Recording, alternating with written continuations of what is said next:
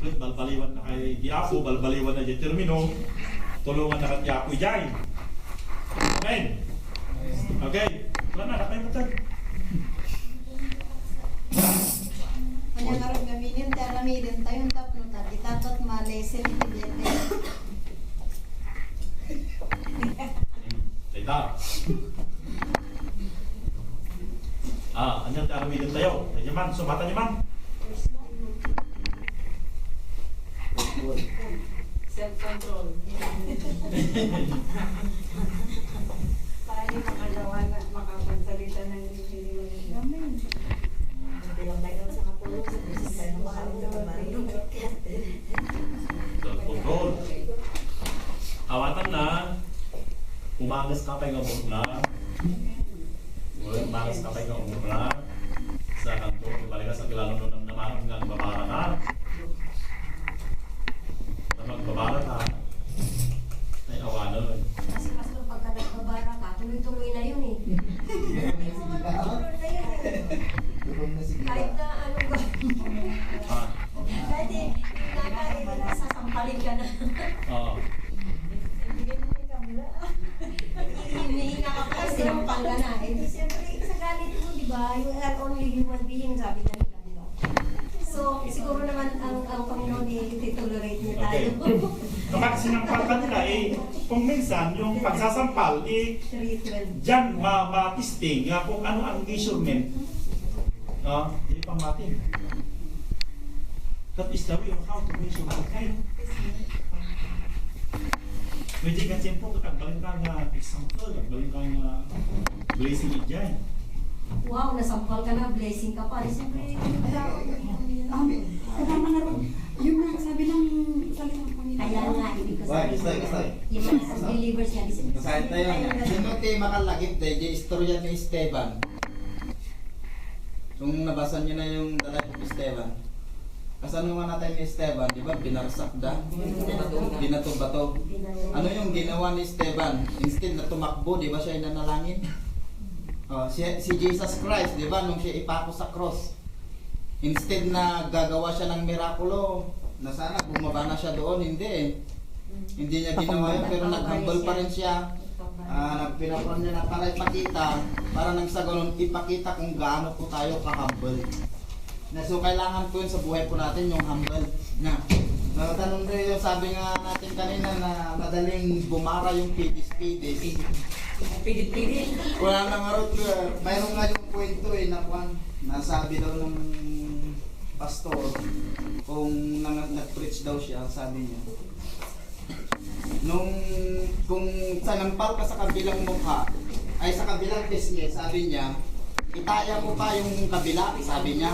Madali sabihin yun, pastor, Oo. kaya hindi natin magawa. Pero ang question doon,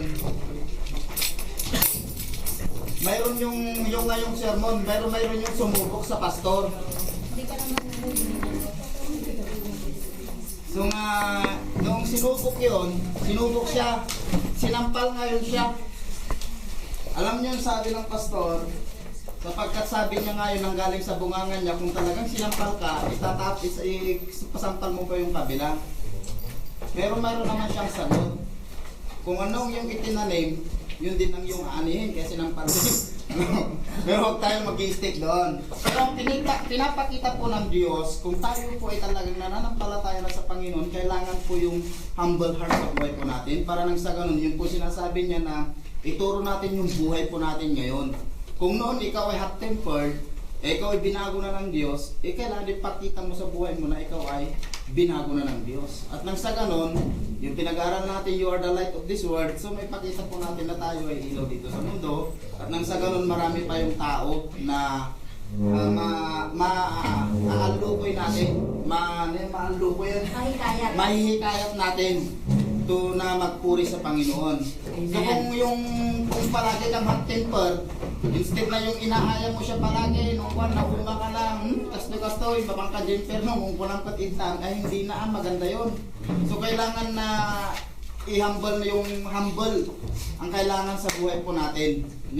Kahit din nyo naalala nyo istorya yung buhay ni Joseph, o sa anong ginawa sa kanya ng kanyang mga kapatid noon. o itinapon sa balon, ibininta sa mga tao, kung sino yung tao na dinala sa Ehipto nung naubos na yung mga pagkain. Instead na hindi na siya pagbintahan at gantihan siya, pero hindi ginawa yun ni Joseph. Pero pinakita niya yung pagmamahal niya sa kanyang mga kapatid. So ibig sabihin tayo na mga binago ng Diyos, tayo magkakapatid sa Panginoon, ipakita natin na tayo ay isang ulitan, yung bang good example sa mga tao. So patigan kayo, Pastor. Okay. Alisunang. Ini alisunang. Ya. Okay. Nice explanation. So in also in fact ay nalimutan ko ba? Basahin po natin yung Ephesians chapter 4 verse 31. Ephesians chapter 4 verse 31. So meron kasi yung sabi niya dito in Ilocano, lipatin yun ti amin nga sakit tinaken, gura kinpuntot, kananang, dilubog-kawan, wenno padaksen ti padayo a tao, ikatin yun kanya mga sakit tinaken, iti siya sinuman. Verse 32, at ikinaasi, kinaginayan iti, at ikinagawan kayo, ang kasi pinatakuan ni Diyos, kara kayo babaan kini Kristo. So kapuna, na kung mayroon pa yung mga hinanakit sa ating mga puso, sa ating lahat, kailangan alisin na natin ito.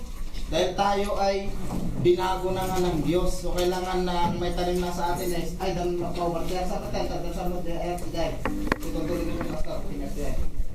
Okay. Hallelujah. So, ang issue dito, in conversation, we make our lives blessing. In example, to the public, not only kung na tayo na one-on-one conversation, and also the public, like this. Not only inside the church, in and out the church, we must be a blessing. We must be an example because we are the children of God. Amen? Amen. Okay. Medyo mag-aalas 12 na. Next. Sabi niya dito, in charity, we become example in charity. It comes to yung charity na yon, yung sinasabi natin na agape love. Yeah? Amen? Amen. Then First Corinthians chapter 13 verse 4. Ang Ilocano ang Biblia ko. First Corinthians chapter 13 verse 4. Ti ayat ko na naman ang iturod kin nalaing ti ayat awan apat na ti ayat sana napasindayan sana natangsi. Hallelujah. Yeah. So it comes to love. Kailangan yung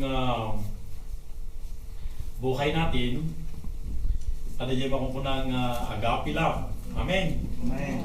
Hallelujah. Kahit na sampalin ka,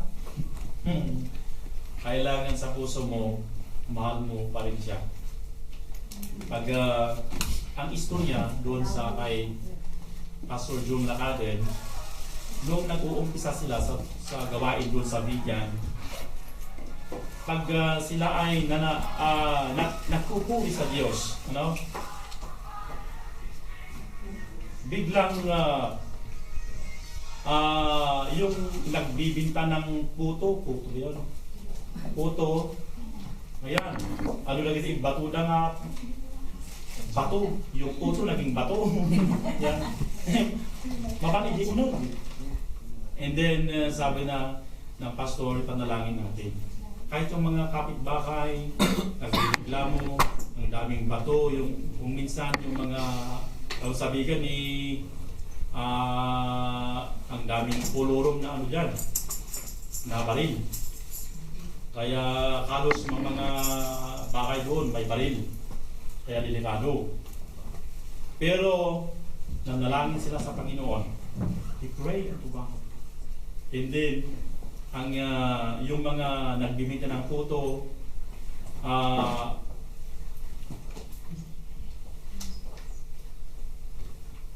yung ibinabato na talagang tunay na bato, naging tunay na puto.